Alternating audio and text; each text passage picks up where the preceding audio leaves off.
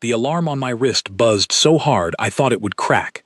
I looked up from my notes just in time to see Ambassador Vral Katheshi rise from his seat in the Grand Assembly Hall, his long silver robes catching the light from the high windows. His voice boomed through the translator implants clipped to every delegate's ear. He said the words slowly, like he was savoring them. He said that the Zhevith trade clans hereby declared a state of war against the human species, effective immediately, over what he called repeated insults to Zhevith honor during trade negotiations at Seri Station. I sat frozen in my chair at the human liaison desk, my tablet still glowing with notes about mineral export quotas. 20 minutes earlier, this had been a boring meeting about ore prices. Now a fully grown alien diplomat, nearly 7 feet tall with skin like polished stone, was declaring war on my entire species in front of 40 other delegations. I waited for shouting. I waited for panic. I waited for someone to demand an explanation. Instead, I watched something far stranger happen. The Ferqui delegation, 3 rows to my left, quietly gathered their belongings and began walking toward the exit. Not running. Not panicking. Just leaving, calmly, the way you leave a restaurant when you see a bill you don't want to pay. Then the Koru diplomats did the same thing. Then the small cluster of Benathi traders folded their portable desks and slipped out through a side door without a single word to each other. Within 90 seconds, half the assembly hall was empty. I turned to Laura Bennett, the junior attaché sitting beside me, and asked her what was happening. She was staring at the exits with her mouth slightly open, her stylus forgotten in her hand. She didn't answer me, she just kept staring. Ambassador Vral Katheshi stood alone now near the center platform, his chest puffed out with pride, clearly expecting the room to erupt into fear or submission. Instead, the remaining delegates who hadn't left yet were looking at him the way you might look at someone who had just picked up a growling dog by the tail. I stood up slowly. My chair scraped against the polished floor, and the sound seemed unnaturally loud in the half-empty hall. I asked the Concord floor marshal, an elderly Trellin official named Sesh Arano, who had always been kind to me, what exactly was going on? Why was everyone leaving? Why did nobody look surprised that a species had just declared war on us, yet everyone looked terrified? Sesh Arano turned his 4 eyes toward me, and for the first time since I had met him, he looked genuinely uncomfortable. He said only one sentence to me before he too gathered his things and walked toward the door. He said, "Did nobody tell him?" I did not know who he meant by him. I assumed he meant Ambassador Vral Katheshi, but something in his tone made my stomach tighten. I looked back toward the center platform. The Zhevith ambassador was now surrounded by his own aides, all of them looking pleased with themselves, as if they had just won something important without lifting a finger. He caught my eye across the room and offered me a small, mocking bow, the kind you give to someone you believe has already lost.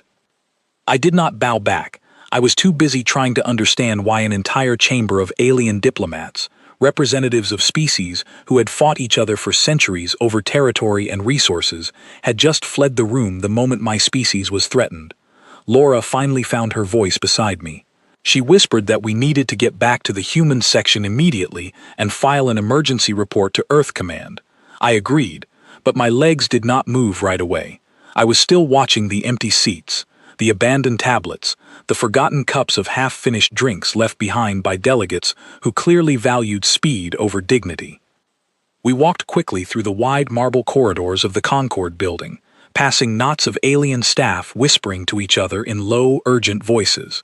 A pair of Koru engineers stopped talking the moment they saw my uniform, then continued walking in the opposite direction without meeting my eyes. I tried to make sense of it as we walked. I had been stationed here for 6 months, as part of humanity's very first diplomatic posting to the interstellar Concord. In that time, I had learned that the galaxy was a crowded, complicated place, full of species who had been trading, fighting, and negotiating with each other for thousands of years before humanity had even built our first satellite. I had learned that most species here were cautious around us, polite but distant, the way you might treat a new neighbor whose dog you haven't met yet. I had never once considered that they might be afraid of us. We reached the human liaison office on the 14th floor.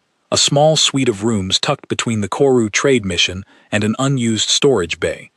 Colonel Grace Whitfield, our senior officer on station, was already standing at the main terminal when we burst in, her face lit by the pale blue glow of an incoming priority message from Earth. She looked up at us and asked what in the world had just happened downstairs, because Earth Command had already received 3 separate encrypted messages from Concord species asking if humanity intended to retaliate immediately or wait for a formal declaration process. I told her everything I had seen: the declaration, the mass exodus, the strange comment from Sesh Arano. She listened without interrupting, her jaw tightening with every detail. When I finished, she was quiet for a long moment, staring at the star map projected above the main console, the small blue dot marking Ceres Station blinking steadily near the edge of the display. She finally spoke, and her voice was calm in a way that somehow made me more nervous than shouting would have. She said that the Jevith trade clans were a relatively new member species, having joined the Concord only 8 years earlier after making contact through a distant trade route on the far side of Concord space. She said that meant they had never been briefed on certain older Concord records that most established species treated as common knowledge and rarely discussed openly, the way you don't explain to a child why fire is dangerous once they're old enough to already know. I asked her what records she meant. She looked at me for a long moment before answering, and something about her expression made the hair on my arms stand up. She said there was a classification file buried deep in the Concord archive that had been created centuries before humanity ever developed space travel. She said it wasn't widely discussed because most species considered it either outdated or simply too uncomfortable to bring up in polite conversation. She told me to pull it up myself, since as liaison staff I had clearance to access historical archive records. She said she needed to contact Earth Command directly and that I should read the file before I did anything else, because whatever happened next, I needed to understand exactly what humanity had just been dragged into. I sat down at the auxiliary terminal, my hands slightly unsteady, and typed in the access codes Colonel Whitfield gave me. The screen flickered, displaying a simple search field labeled Concord Species Threat Registry. I typed in the word human and pressed enter. The file that appeared was old, older than I expected. The timestamp on the original entry predated humanity's first moon landing by nearly 200 years, which meant some ancient Concord observation post had been quietly watching Earth long before we ever knew they existed. At the top of the file, beneath a small holographic icon of Earth, was a single classification tag written in bold Concord script. Apex Adaptive Threat. Provisional Watch Status. Contact not advised until further notice. I stared at those words for a long time, my heart beating faster with every second. Around me, I could hear Laura on a comm channel with someone at Earth Command, her voice rising with a mixture of confusion and alarm. Colonel Whitfield was pacing near the window, her arms crossed, muttering something about protocol violations and diplomatic exposure. I kept reading. Beneath the classification tag was a short summary, written in the flat, clinical tone that only alien bureaucrats seemed capable of producing, even about the most extraordinary things.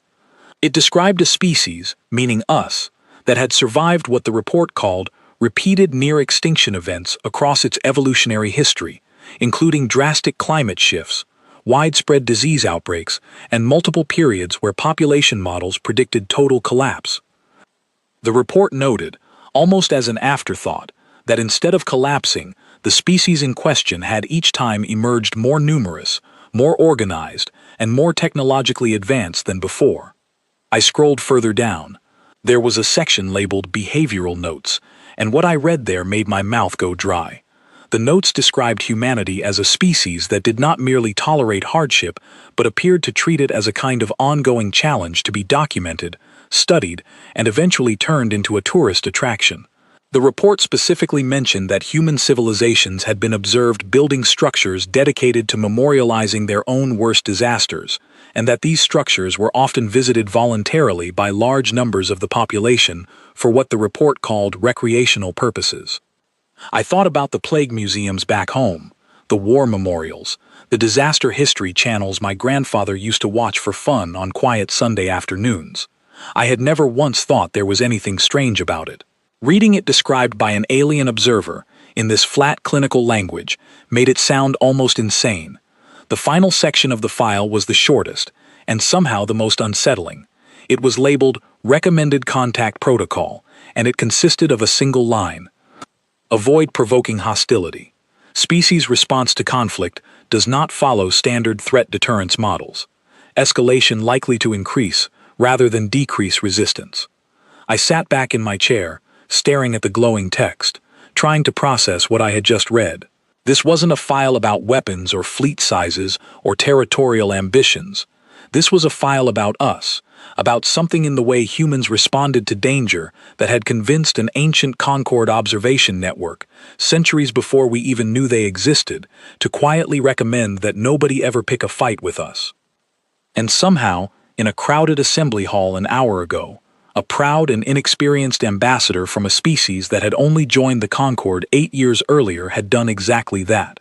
Colonel Whitfield finished her call and turned to face me, her expression grim. She asked if I had found the file. I nodded, unable to find my voice for a moment. When I finally spoke, I asked her the only question that mattered to me right then. I asked her if the other species truly believed what this file said, if they truly believed humanity was dangerous, in some way none of us even understood about ourselves. She was quiet for a moment, looking past me toward the star map still glowing on the main console, the little blue marker for Ceres Station pulsing steadily, like a slow heartbeat. She said that belief didn't matter right now. What mattered was that somewhere out past the asteroid belt, a Zhevith trade fleet was likely already receiving orders, and whatever this ancient file said about us, whatever the rest of the galaxy quietly believed about humanity, we were about to find out exactly how much of it was true. Laura looked up from her terminal, her face pale, and told us that Ceres Station had just gone dark. No distress signal, no final transmission, just silence. I looked back at the file still glowing on my screen, at that single unsettling line about escalation and resistance, and felt something cold settle in my chest. Whatever this war was about to become, I had a feeling it was not going to go the way Ambassador Vral Katheshi expected. Ceres Station went dark at 11:40 in the morning, station time, and by 11:55, every screen in the Human Liaison Office was flashing red. I stood beside Colonel Whitfield as she pulled up the last known telemetry from the mining outpost. The final data burst showed a single Zhevith cruiser entering the outer debris field, its weapons array powered but not yet fired. Then nothing. No explosion signature, no wreckage scan, just a clean, sudden silence where a station full of people used to be. Laura Bennett was on the comm line with Earth Command, relaying updates in a voice that kept cracking, despite her best efforts to sound steady. She looked over at me once, her eyes wide, and mouthed the words they took the whole station without firing a shot. I didn't understand what that meant yet. Neither did she. Neither, it turned out, did the Zhevith. Colonel Whitfield ordered me to stay close to the terminal and keep monitoring Concord communications while she coordinated with Earth. I sat down, my hands hovering over the console, and began scanning through the open diplomatic channels that connected every species in the assembly to a shared translation feed. What I found there surprised me more than the silence from Ceres Station had. Half the channel was filled with other species quietly warning each other to stay out of the conflict. A Koru trade minister was telling a colleague, in a message clearly not meant for human ears but translated automatically anyway, that whatever the Zhevith had just done, they should have asked someone first. A Furqui diplomat responded that nobody ever asks the Furqui anything, because the last time a species asked them for advice about provoking humans, they had ended up losing an entire shipping fleet within a week, and their advice had been to simply not do it. I sat very still, absorbing that. I had never heard anything about a prior conflict between humanity and any Concord species. As far as I knew, we were the newest members of this organization, barely 6 months in, without so much as a formal military alliance yet signed. I flagged the message and sent it to Colonel Whitfield, who read it over my shoulder with a frown deepening on her face. She told me that as far as Earth Command's records showed, humanity had never engaged in any conflict with a Concord species before today. which meant either the Ferqui diplomat was talking about something that happened long before we even knew the Concorde existed, or she was talking about something that hadn't happened yet. Before I could think too hard about which possibility was worse, the emergency channel lit up with a priority transmission from Earth Command's Pacific Fleet headquarters. Colonel Whitfield answered immediately, and the voice on the other end belonged to Fleet Admiral Ethan Doyle, a gruff, no-nonsense officer I had only ever seen in briefing recordings. He didn't waste time with pleasantries. He said that a reconnaissance drone launched from a nearby asteroid survey team had picked up faint energy signatures matching Ceres Station's old mining equipment, still broadcasting a low-power identification ping from somewhere inside the debris field, roughly 40 minutes from where the station used to sit. He said it looked like the station hadn't been destroyed. It had been captured, along with everyone on it, and towed. The room went quiet for a moment. Even Laura stopped typing. Admiral Doyle continued, his voice tight but controlled. He said that under Concorde charter rules, a formal declaration of war triggered a 72-hour grace period before any side could legally escalate to direct combat, meant to give both parties time to prepare defenses and evacuate civilians. He said the Javeth had clearly ignored that rule entirely, moving on Ceres Station less than 2 hours after the declaration. He said that meant one of two things. Either the Javeth truly believed they could win this so quickly that legal technicalities wouldn't matter, or they genuinely did not understand what they had just started. Colonel Whitfield asked him directly what Earth Command intended to do. Admiral Doyle's answer came without hesitation. He said Earth Command was mobilizing the nearest available response fleet, a mixed group of light patrol ships and repurposed civilian vessels stationed near the outer belt for routine asteroid mining security. He admitted, almost apologetically, that it wasn't a proper war fleet. Humanity's actual military buildup in this sector was still months away from completion, since nobody had expected a conflict this early into our Concorde membership. He said the response fleet consisted mostly of reservists, meaning working miners, engineers, and haulers who had signed up for emergency service contracts but had never actually expected to see combat. I felt my stomach drop at that. An entire alien species with centuries of interstellar warfare experience had just captured a station full of civilians, and our response was going to be a handful of asteroid miners in ships built for hauling ore, not fighting battles. Colonel Whitfield must have seen the look on my face because she reminded me, quietly, that I had read the file. She said whatever that ancient Concorde record claimed about humanity's response to adversity, we were about to find out if it was true or just old superstition dressed up as intelligence data. Over the next several hours, I watched from the liaison office as the response fleet assembled on the tactical display, a scattered constellation of blue markers converging toward the debris field where Ceres Station's beacon still pulsed faintly. I recognized some of the ship names from cargo manifests I had processed in my earlier desk assignments. The Northern Light, the Iron Gull, a converted survey vessel called simply Number 6 because nobody had ever bothered giving it a proper name. Admiral Doyle patched me into the Fleet Command channel so I could monitor communications and translate any incoming Concorde messages in real time. That was how I first heard the voice of Marcus Bell, a mining foreman turned emergency reservist captain, who had been given command of the lead ship simply because he had the most seniority among the volunteers. Marcus did not sound like a soldier. He sounded like a man trying very hard to keep his voice from shaking while doing math out loud. He was talking to his crew, running through a plan that had nothing to do with standard military doctrine and everything to do with mining equipment. He explained that their ore-cutting lasers, while not designed as weapons, could be modified to fire in short, high-intensity bursts if they bypassed the safety regulators. He explained that the magnetic tethers normally used to stabilize asteroid fragments during extraction could be repurposed to grab and immobilize smaller enemy vessels if timed correctly. He explained that the reinforced hulls built to survive decades of micrometeorite impacts during mining operations were, by pure accident of design, tougher than most light combat vessels in this sector. I relayed all of this to Colonel Whitfield, who listened with an expression somewhere between disbelief and grim amusement. She said it sounded less like a battle plan and more like something a group of engineers would come up with after being handed a problem nobody told them was supposed to be impossible. That, she said, might be exactly the point. As the fleet approached the debris field, Concord monitoring satellites in the region began picking up chatter from the Javeth war fleet, stationed near the captured beacon. I patched into the translated feed and listened as their commanders discussed what they expected to be a simple, one-sided engagement. They referred to the incoming human ships as an unarmed civilian convoy, clearly assuming that a species without a proper standing military in this sector meant a species without any meaningful ability to fight back.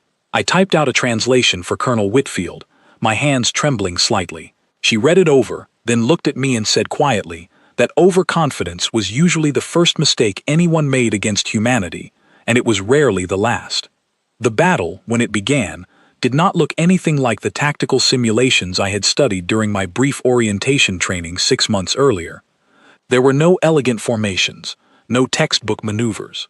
Instead, I watched the human fleet scatter deliberately across the debris field, using the broken remains of old mining equipment and asteroid fragments as cover in a way that Javeth targeting systems clearly struggled to predict. Admiral Doyle later told me that the Javeth battle computers were designed around centuries of Concord warfare data, all of it based on the assumption that a fleet under attack would either hold formation and fight or retreat in an organized, predictable pattern. Human reservists, apparently, did neither. They adapted their positions constantly, changing tactics mid-engagement based on whatever scrap of advantage the terrain offered them at that exact moment, something the enemy targeting algorithms simply could not model in time. I listened over the comm as Marcus Bell coordinated with his scattered ships, his voice steadier now, almost cheerful in a strange, focused way. He directed 2 of the smaller haulers to use their magnetic tethers on a Javeth escort vessel that had drifted too close to a dense asteroid cluster, snagging it and dragging it directly into a field of debris its pilots hadn't accounted for. The ship's engines flared briefly as it tried to break free, then dimmed as it became tangled among the rocks, effectively removed from the fight without a single weapon being fired at it directly. The Javeth commander, listening in on an open channel that our translation systems could intercept, sounded increasingly confused. He kept issuing orders based on standard combat doctrine, only to watch his ships respond to threats that didn't match any pattern in his database. At one point, I heard him demand to know why his tactical computer kept flagging human maneuvers as statistically improbable, as if the machine itself couldn't quite believe what it was witnessing. Colonel Whitfield, watching the tactical display beside me, allowed herself the smallest hint of a smile. She said that was the thing about humans. We had spent our entire history solving problems nobody had prepared us for, using whatever tools happened to be lying around, because more often than not, that was the only option available to us. The engagement lasted just under 2 hours. By the end of it, the Javeth war fleet had lost 3 vessels, either disabled or captured, while the human response fleet had suffered damage but no losses, thanks largely to those absurdly overbuilt mining hulls nobody had ever designed with combat in mind. More importantly, Marcus Bell's ships had located and recovered the towed remains of Ceres Station, still intact, still holding its captured civilian population, drifting quietly at the edge of the debris field exactly where the beacon signal had placed it. I remember the exact moment the recovery was confirmed, because the entire liaison office erupted into a strange, exhausted cheer, the kind of relief that comes after holding your breath for far too long. Laura hugged me without thinking about it, then immediately apologized, looking embarrassed, before laughing at herself. Colonel Whitfield did not celebrate. She stood very still, watching the tactical display as the retreating Javeth fleet limped back toward Concord neutral space, and said quietly that this had only been the opening move. She said the Javeth command back on their homeworld had almost certainly expected an easy, quick victory, something to be resolved within days at most. Instead, their supposedly weak, unarmed opponent had just handed their first strike force a humiliating defeat, using nothing more than mining equipment and a group of civilians who had never fired a weapon before that day. She turned to me and said that somewhere out there, someone in Javeth command was about to have a very difficult conversation with their superiors, and that our real problem was about to begin, because a species that had just been embarrassed publicly rarely responded by backing down quietly. I thought about that ancient Concord file again, about the line describing escalation as more likely to increase resistance rather than decrease it, and I realized with a slow, uncomfortable feeling that it wasn't only describing humanity anymore. It was starting to describe what we had just done to them. 3 days after the recovery of Ceres Station, I stood in the observation deck of Earth Command's forward outpost near the outer belt, watching new arrivals stream in on the tactical display. Colonel Whitfield had insisted I stay close to fleet operations rather than return to the Concord Assembly Building, since my translation skills were needed for the growing pile of intercepted Zhevith communications. What we intercepted told a clear story. The Zhevith Homeworld Council was furious, not at their own overconfidence, but at the officer who had led the failed strike, a mid-ranking commander named Skarn Vethel, who had assured his superiors that human forces would surrender within hours. Instead of surrendering, we had captured 3 of his ships and rescued every single hostage from Ceres Station without losing a single vessel. I read the translated transcripts of Zhevith Council debates with a strange, uneasy fascination. Several council members argued for immediate withdrawal and formal apology, citing something they referred to only as historical precedent, without ever specifying what that precedent actually was.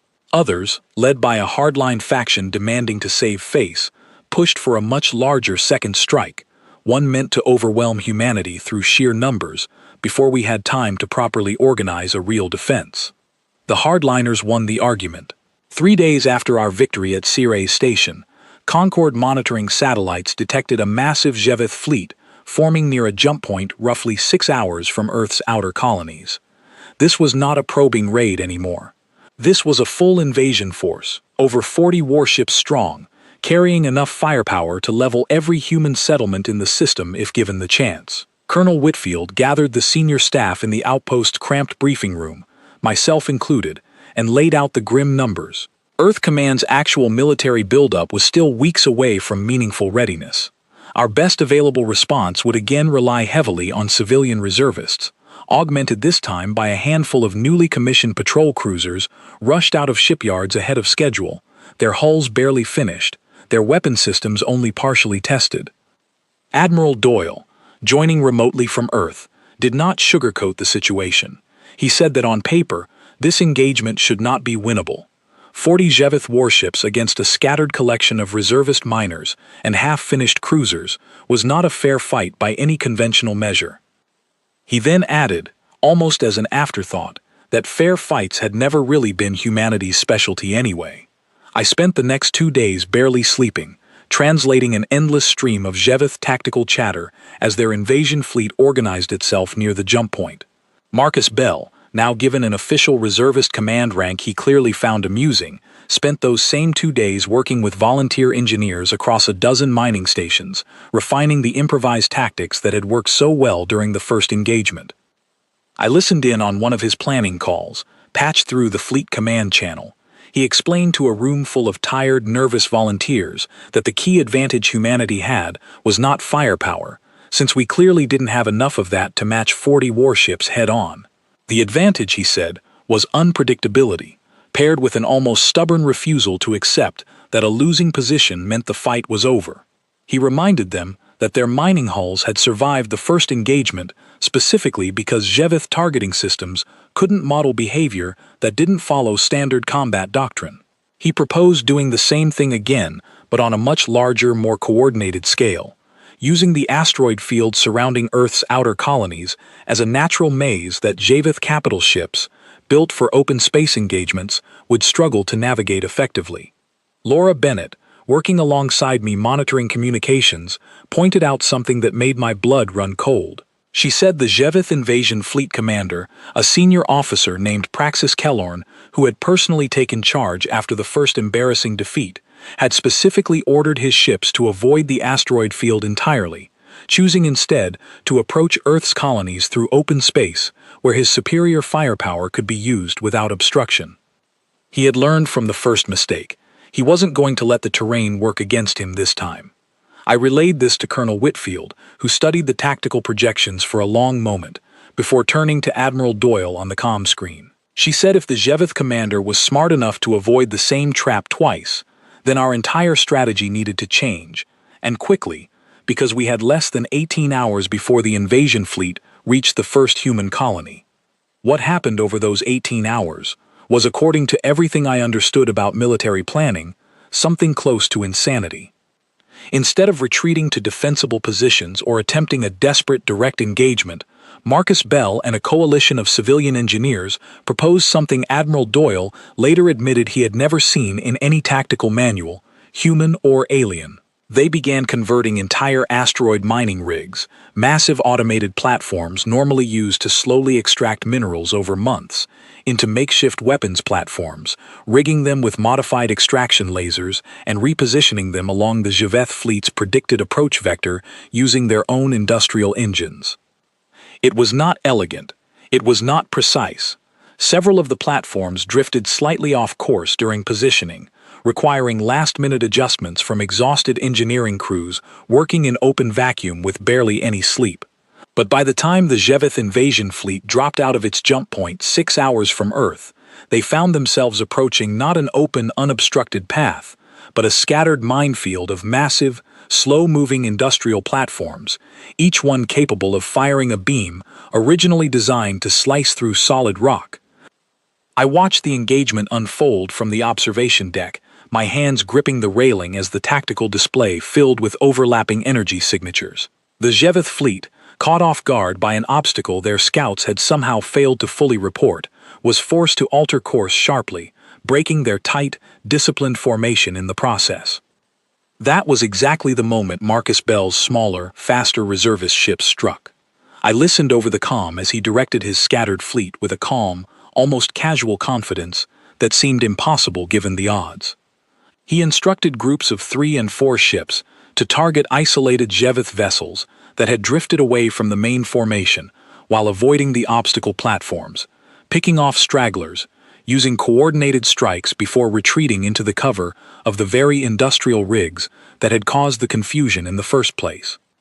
Admiral Kellorn, according to intercepted communications, grew increasingly frustrated as his carefully planned invasion devolved into a chaotic, scattered engagement completely unlike anything his forces had trained for. At one point, I heard him demand an explanation from his tactical officers as to why human forces kept using their own mining equipment as both weapons and shields simultaneously, a strategy his combat doctrine manuals apparently had no answer for. The battle raged for nearly 5 hours, longer and messier than anything humanity had faced in our brief time as a spacefaring civilization. I watched the casualty reports scroll across the display with a growing knot in my stomach, aware that unlike the first engagement, this time we were taking real losses. 2 reservist ships were destroyed outright. Several more were badly damaged, their crews forced to evacuate to nearby rescue vessels while the battle continued around them. But for every human loss, the J'Veth fleet suffered worse.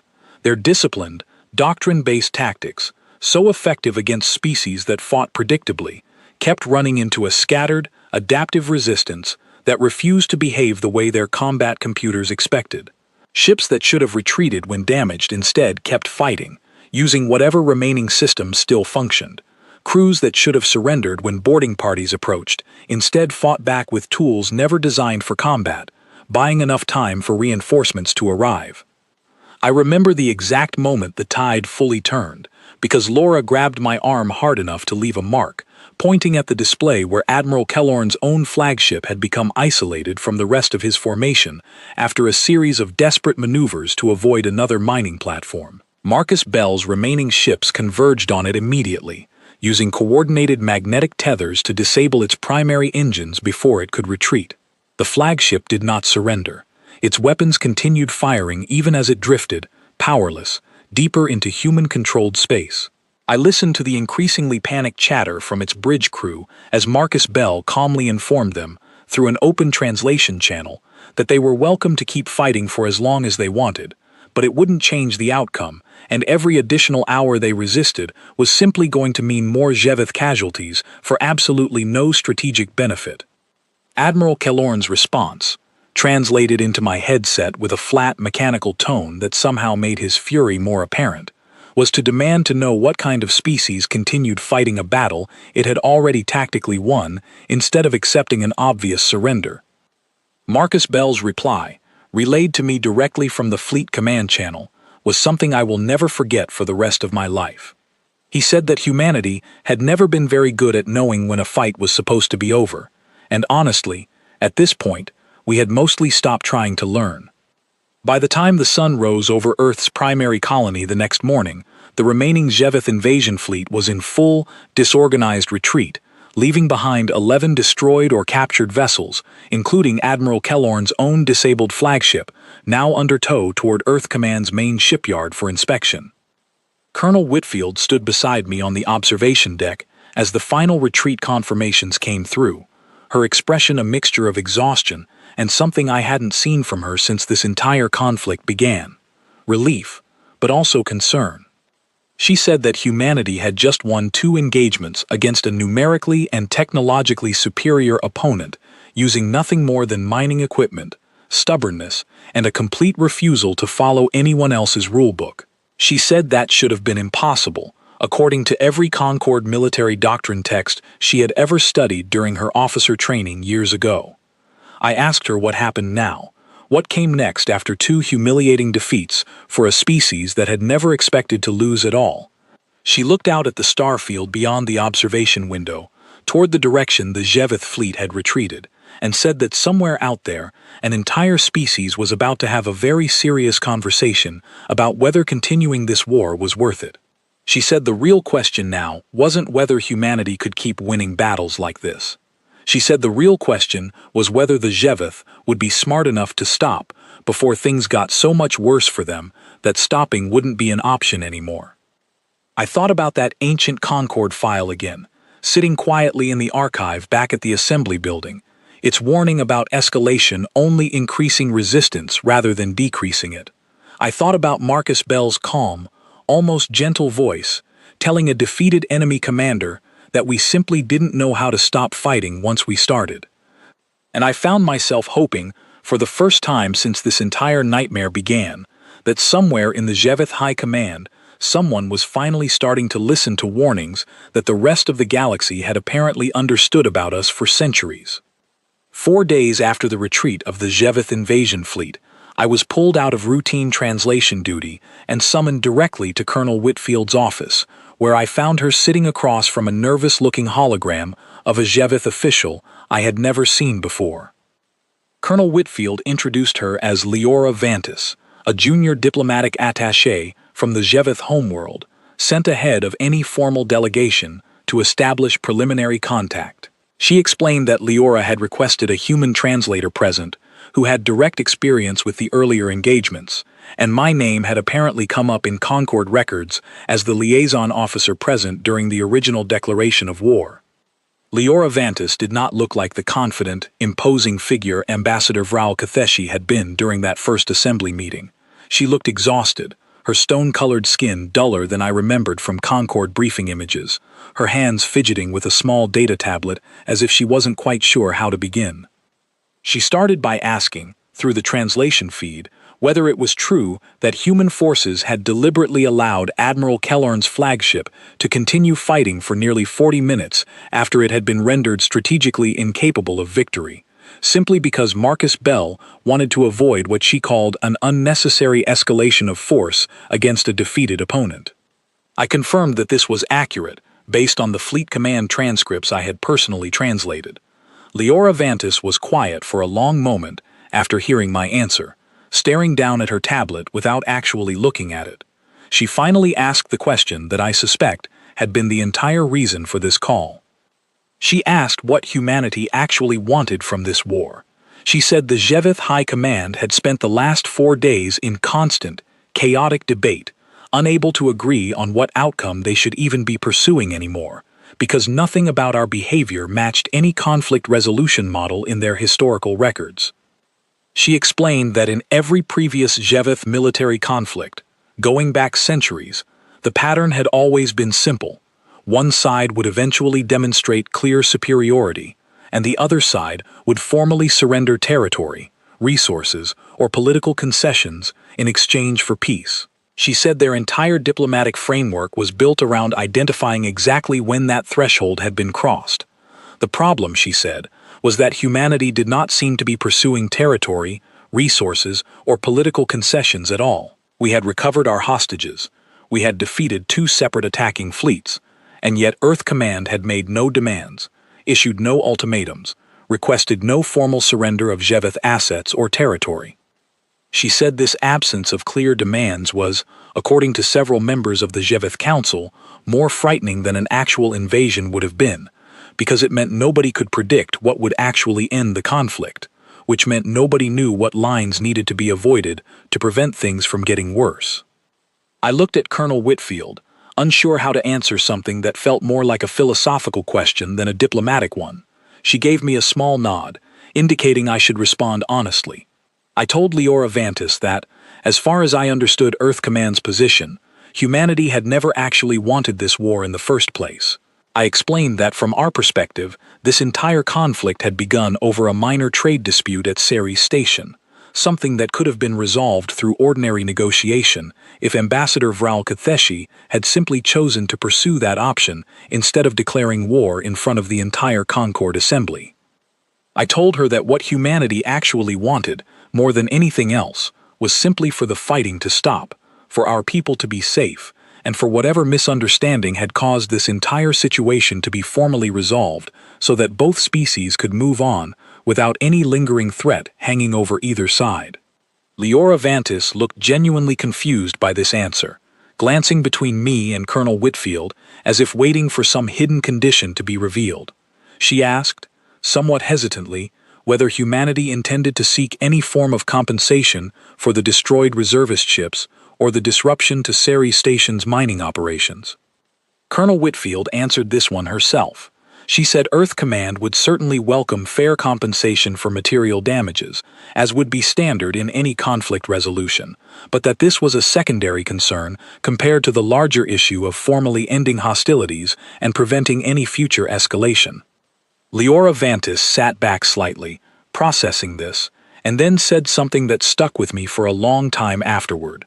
She said that in her experience studying Concord conflict archives, most wars ended because one side had taken enough from the other that continuing to fight no longer made sense. She said humanity's approach seemed to be the opposite. We had taken almost nothing at all, and yet somehow that made the Zheveth Council even more eager to end things quickly, because nobody could figure out what threshold they were supposed to avoid crossing next. I asked her directly what the Zheveth Council currently wanted to do. She hesitated before answering, glancing down at her tablet again. She said the hardline faction that had pushed for the second invasion had been thoroughly discredited following Admiral Killorn's defeat, and that public and political pressure within Zheveth territory was now strongly in favor of seeking an immediate ceasefire. She said the difficulty was procedural. Zheveth military protocol required any formal ceasefire to be processed through standard Concord peace treaty channels, which assumed both sides had already agreed to abide by the Concord's established rules of engagement. Colonel Whitfield frowned at this, and I could see her already anticipating the problem before Leora Vantis finished explaining it. Leora Vantis confirmed what I think Colonel Whitfield already suspected. She said that because humanity had joined the Concord so recently, we had not yet formally ratified the full set of Concord military conduct agreements, including the standard ceasefire and armistice protocols that every other member species operated under. Technically speaking, under Concord law, humanity was not bound by the same rules the Zheveth were desperately hoping to invoke to end this conflict cleanly. I felt a strange, almost dizzy realization settle over me as she explained this. It meant that from a purely legal standpoint, the war the Zheveth had started could not simply be ended through the normal diplomatic process, because humanity had never actually agreed to that process in the first place. Colonel Whitfield asked Leora Vantis what she was proposing instead. Leora Vantis said, with what sounded like genuine desperation creeping into her translated voice, that the Zheveth Council was prepared to offer an unprecedented direct settlement, bypassing standard Concord procedure entirely if necessary, provided humanity was willing to negotiate terms in good faith. She said she had been sent specifically because someone in the council needed to establish whether humanity was even open to that kind of arrangement before risking a formal delegation being sent and potentially rejected in a way that could further damage Zheveth's standing within the broader Concord community. I found myself in that strange moment almost feeling sorry for her. She wasn't the arrogant, confident figure Ambassador Vral Katheshi had been during the initial declaration. She was clearly someone who had been handed an impossible diplomatic task and was doing her best to navigate it honestly. Colonel Whitfield studied the hologram for a long moment before finally answering. She said Earth Command would be willing to enter direct negotiations, provided several conditions were met. She said any settlement needed to include the immediate and permanent cessation of hostilities, formal acknowledgement of the incident at Ceres Station, fair compensation for material damages on both sides, and critically, a clear, mutually agreed framework preventing similar incidents from escalating this dramatically in the future. Leora Vantis nodded quickly, clearly relieved that the terms being proposed were, by galactic standards, remarkably reasonable. She said she would relay this immediately to the Zheveth Council, and that a formal delegation could likely be assembled within a matter of days, provided no further incidents occurred in the meantime to complicate matters. Just before ending the call, she hesitated, and then asked one more question, this one sounding less official and more personal, as if her own curiosity had finally overridden her diplomatic caution.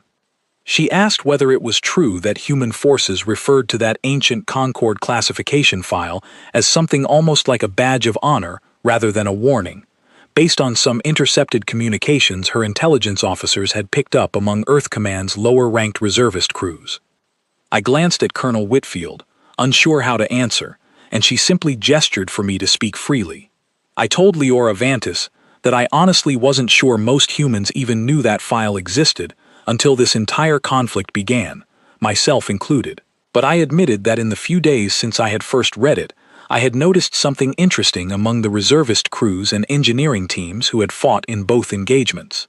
Rather than being disturbed by the idea that other species considered humanity dangerously resilient, most of them seemed almost amused by it, as if it confirmed something they had always privately suspected about themselves without ever having the words to describe it. Leora Vantis was quiet for a moment, then said, in a tone that carried what I could only interpret as genuine unease, that she now understood far better than she had an hour ago exactly why the rest of the Concord had been so eager to leave that assembly hall the moment Ambassador Vral Katheshi made his declaration.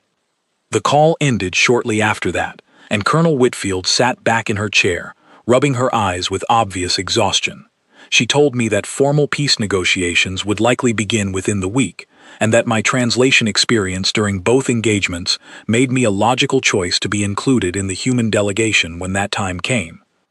I asked her, somewhat nervously, what she thought the final outcome would look like. She considered the question carefully before answering. She said that in her experience, wars usually ended when one side ran out of resources, willpower, or political support to continue fighting. She said what made this particular conflict strange was that humanity had never been close to running out of any of those things, and the Zheveth had figured that out far faster than most species probably would have. She said that was, in its own strange way, probably the safest possible outcome for everyone involved, because a war against an opponent who simply refused to stop fighting, regardless of the cost, was not a war anyone could realistically expect to win through conventional means. I thought about that ancient Concord file one more time, about the quiet, careful warning buried in its final line, and realized that for the first time since this entire conflict began, someone on the other side had finally, truly understood exactly what it meant. The formal peace delegation arrived 9 days after my call with Leora Vantis, and I stood once again in the same grand assembly hall where this entire conflict had begun, though the atmosphere in the room could not have felt more different. This time, the hall was full. Every seat that had emptied so quickly during the original declaration was occupied again, delegates from every Concord member species watching intently as Ambassador Vral Katheshi walked slowly toward the central platform. He looked nothing like the proud, confident figure I remembered from that first meeting. His shoulders were slightly stooped, his silver robes plainer than before, and he moved with the careful, deliberate pace of someone who had spent the last 2 weeks learning a series of very difficult lessons. Colonel Whitfield sat beside me at the human delegation table, along with Admiral Doyle, who had traveled in person for the occasion, and Marcus Bell, invited specifically at the Zheveth Council's request, after Leora Vantis had apparently mentioned his name several times during preliminary negotiations. Marcus looked deeply uncomfortable in his formal dress uniform, clearly far more at home behind the controls of a modified mining ship than seated at a diplomatic table, but he sat quietly, listening with the same calm attentiveness he had shown during both battles. Sesh Orano, the elderly Trellin floor marshal, opened the proceedings with a formal address, reminding the assembly that this session represented the first direct war settlement negotiation in Concord history to bypass standard military conduct protocols, given humanity's unique legal status as an unratified new member species. He noted, with what I could have sworn was a hint of dry amusement in his translated voice, that this technicality had apparently caused considerable panic within certain diplomatic circles over the past week. Ambassador Vral Katheshi began his formal statement, and I listened carefully as he described, in surprisingly plain and direct language, the sequence of events that had led to this moment. He acknowledged that his declaration of war at Ceres Station had been made without proper consultation of Concord historical archives regarding humanity's threat classification. He acknowledged that the subsequent military actions taken against human, civilian, and mining personnel had violated both the spirit and eventual letter of fair engagement, even accounting for humanity's unratified status. He paused for a long moment before continuing, and when he spoke again, his voice carried a weight I hadn't expected from him. He said that he had personally reviewed the full combat records from both engagements over the past week, alongside testimony gathered from surviving Zevith crew members who had fought against human forces. He said what struck him most, more than the tactical losses or the strategic failures, was the repeated pattern of human forces choosing restraint, even in moments where escalation would have been easily justified. He specifically referenced the incident with Admiral Kellorn's disabled flagship, where Marcus Bell had allowed the vessel to continue firing for nearly 40 minutes rather than immediately destroying it, simply to avoid unnecessary casualties among a crew that had already lost the engagement. He said this behavior did not match anything in Zevith military doctrine, where a defeated enemy vessel would typically be neutralized quickly and decisively to prevent any possibility of continued resistance. He admitted that his initial assumption, based on that unfamiliar pattern, had been that humanity's restraint indicated some kind of tactical weakness or hesitation. He said he now understood that assumption had been catastrophically wrong.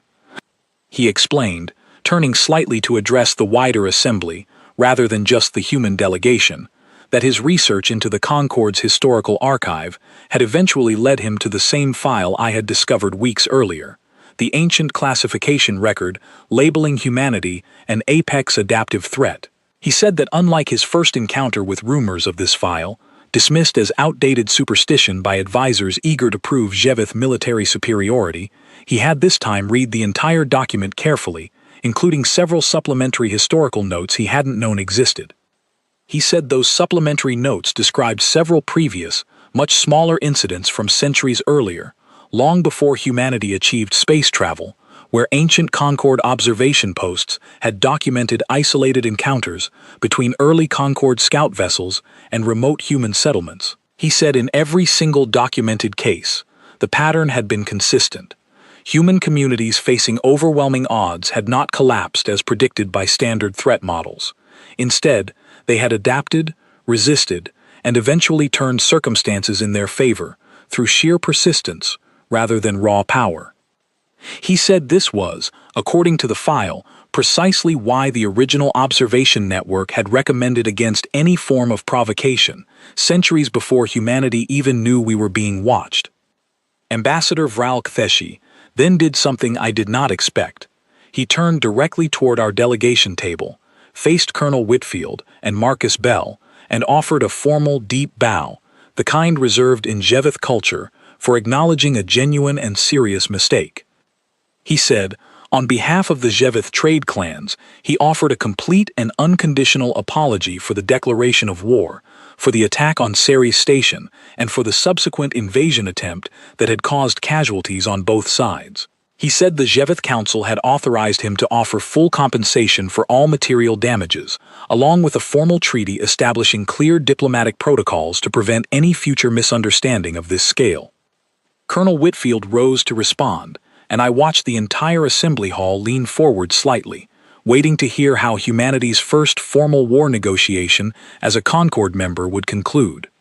She thanked Ambassador Vral Katheshi for the apology and confirmed that Earth Command accepted the terms of compensation and the proposed diplomatic protocols.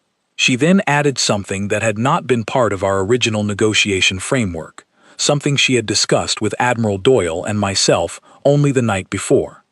She said that Earth Command wished to include one additional clause in the final treaty document, a clause specifically requested by the human delegation rather than required by any existing Concord legal standard. She said the clause should read that humanity does not accept surrenders in the traditional Concord sense, meaning the seizure of territory, resources, or political concessions from a defeated opponent. Instead, she said, the clause should specify that humanity accepts only genuine apologies and a sincere commitment to future cooperation as the basis for ending any conflict, now and in any future circumstance involving our species.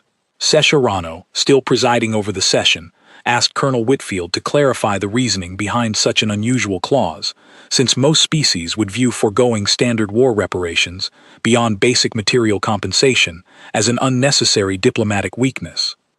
Colonel Whitfield's answer was simple, and I remember it clearly, because it was the moment the entire tone of the assembly hall shifted from cautious formality into something closer to genuine respect. She said that humanity had learned, across our long and difficult history, that conflicts resolved through domination rather than genuine reconciliation rarely stayed resolved for long. She said what we truly valued, more than territory or resources, was the opportunity to build lasting relationships with the other species of this galaxy, relationships based on mutual respect rather than fear or forced submission. She said if the price of that kind of relationship was occasionally being underestimated by a new neighbor who hadn't yet learned our history, that was a price humanity was willing to pay, provided the lesson, once learned, actually stuck. Ambassador Vral Katheshi, listening to this, nodded slowly and said that he believed, on behalf of his entire species, the lesson had indeed been thoroughly learned. The treaty was formally signed less than an hour later, with representatives from both delegations pressing their palms against a shared digital ledger that recorded the agreement permanently within Concord Historical Archives, right alongside that ancient classification file that had started this entire chain of events. As the assembly began to disperse, I found myself standing near the edge of the platform, watching Ambassador Vral Katheshi speak quietly with Marcus Bell, who was awkwardly accepting what appeared to be a genuine, if somewhat stiff, handshake between two very different species. Leora Vantis approached me a few minutes later, looking considerably more relaxed than she had during our earlier call. She said she wanted to personally thank me for my honesty during our initial conversation, saying it had helped shape the Zhevith Council's understanding of how to approach the negotiations in a way that ultimately led to a peaceful, mutually respectful resolution. Then, almost hesitantly, she asked me a question that had clearly been on her mind for some time, something she said she hadn't felt comfortable asking through official channels. She asked if it was true that humans built entire structures dedicated to remembering their own worst historical disasters, and that people voluntarily visited these places, sometimes even traveling great distances, simply to look at exhibits describing plagues, wars, and catastrophic events from their own history. I smiled, thinking about the various museums back home that I had visited as a child, about the quiet, contemplative crowds who walked through halls dedicated to humanity's darkest chapters, not out of some strange fascination with suffering, but out of a genuine desire to remember, to understand, and to make sure those lessons were never forgotten. I told her that yes, it was absolutely true, and that some of those places even had gift shops attached to them, selling souvenirs and books about the very disasters being memorialized inside. Leora Vantis stared at me for a long moment, clearly processing this information with an expression somewhere between confusion and reluctant admiration. She finally said that she thought she understood now, at least a little better, exactly why that ancient Concord file had recommended such extreme caution when dealing with our species. She said most species, when faced with catastrophe, tried desperately to forget it as quickly as possible. Humanity, apparently, built monuments to it, sold souvenirs about it, and then somehow used the entire experience as motivation to become stronger, more organized, and more determined than before.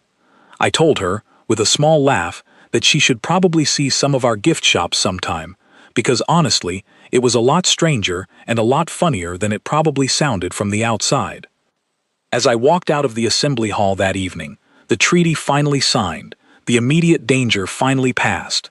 I thought back to that terrifying, confusing morning weeks earlier when Ambassador Vral Katheshi had first declared war on my entire species without understanding what he was truly provoking. I thought about Marcus Bell, a mining foreman who had never expected to become a war hero, calmly telling a defeated enemy commander that humanity simply didn't know how to stop fighting once we started, not out of cruelty, but out of some deep, stubborn refusal to accept that any problem was truly unsolvable. I thought about that ancient Concord file, still sitting quietly in the historical archive, its careful warning about escalation and resistance finally understood, not as a threat, but as a simple, honest description of exactly who we were. Humanity had never wanted this war. We had never sought conquest, domination, or revenge. All we had ever wanted, from the very beginning, was the chance to prove that we could survive, adapt, and eventually build something better out of whatever difficult circumstances the galaxy decided to throw at us next. As I stepped outside into the cool evening air, watching the stars begin to appear over the Concord Assembly Building, I found myself smiling, thinking about how strange, how unexpected, and how deeply, quietly proud I felt to be part of a species the rest of the galaxy had just learned, the hard way, never to underestimate again.